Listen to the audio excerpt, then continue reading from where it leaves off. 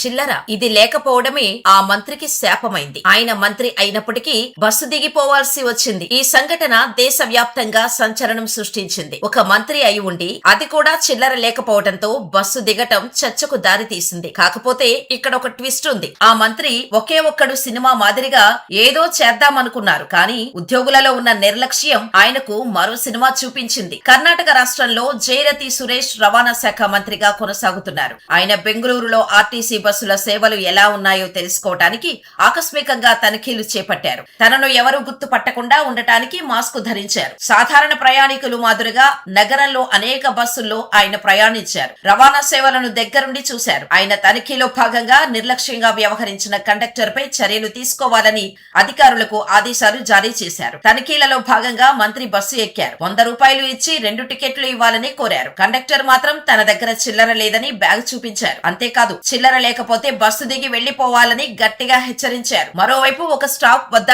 Bus ఆపాలని ఒక ప్రయాణికుడు చేయెత్తినప్పటికీ bus driver ఆపలేదు. ఇలా క్షేత్రస్థాయిలో ఉద్యోగులు ఇష్టానుసారంగా వ్యవహరిస్తున్న నేపథ్యంలో మంత్రికి కోపం వచ్చింది. వెంటనే ఆయన ఆర్టీసీ ఉద్యోగులపై చర్యలు తీసుకోవాలని ఉన్నతాధికారులకు ఆదేశాలు జారీ చేశారు. అంతేకాదు చిల్లర లేవని కండక్టర్ చెప్పడంతో ఆయన అక్కడికక్కడే బస్సు దిగి వెళ్లిపోయారు. కాగా ఈ సంఘటన కర్ణాటక రాష్ట్రంలో సంచలనం కలిగించింది. ఇటీవల కాలంలో ఆర్టీసీ ఉద్యోగుల మీద ప్రభుత్వానికి ఫిర్యాదులు వస్తున్న నేపథ్యంలో నేరుగా రవాణా శాఖ మంత్రి రంగంలోకి దిగారు. క్షేత్రస్థాయిలో పరిస్థితులను పరిశీలించారు. చివరికి ఉద్యోగుల నిర్లక్ష్యాన్ని దగ్గరుండి చూసి ఆశ్చర్యపోయారు. నిర్లక్ష్యంగా ఉన్న ఉద్యోగుల మీద చర్యలు తీసుకోవాలని ఉన్నతాధికారులకు ఆదేశాలు జారీ చేశారు.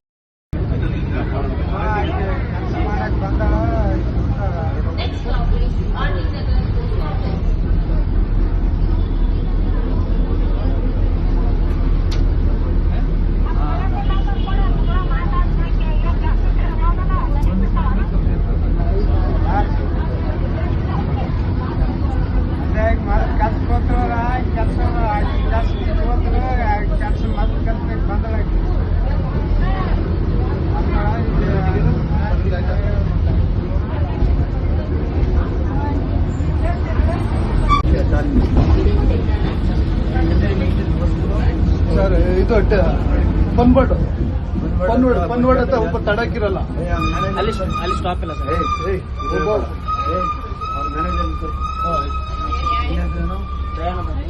ಇವರಿಬ್ಬರು ಸಬ್ಸ್ಕ್ರೈಬ್ ಮಾಡ್ಬೇಕು.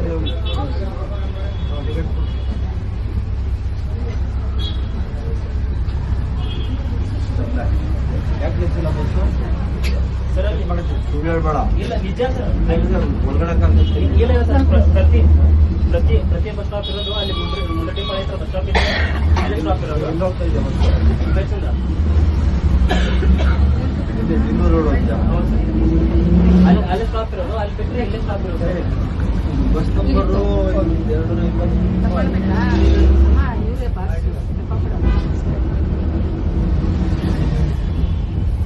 ಬಸ್ ನಿಲ್ಸೋದ್ರೆ ಬಸ್ ಹೋಗ್ಕೊಂಡು ಹೋಗ್ತಾ ಅವನು ಹೇಳ್ತಾರೆ ಇದಿಲ್ಲ ಅಂತ. ಏನ್ ನಿನ್ನ ಹೆಸರು? ತುಂಬ ಇವನ ಹೆಸರು? ಅವನ ಹೆಸರು ನಿಮ್ಮ ಡ್ರೈವರ್ ಹೆಸರು? ಬಸ್ ನಂಬರ್ ಬಂದು ಸಿಎಲ್ ಹತ್ರ ಸ್ಟಾಪೇ ಕೊಡಲ್ಲ. ಸಿಎಲ್ ಹತ್ರ ಸ್ಟಾಪೇ ಕೊಡಲ್ಲ. ಇದ್ದಲ್ವಾ? ಕೊಡ ನಿಲ್ಸಲ್ಲ. 114 ಇಲ್ಲಿ ಸಿಎಲ್ ಹತ್ರ ಸ್ಟಾಪೇ ಕೊಡಲ್ಲ. 111 ಹೊಟ್ಟೈತು, 114 ಹೊಟ್ಟೈತು. 111 114 114 111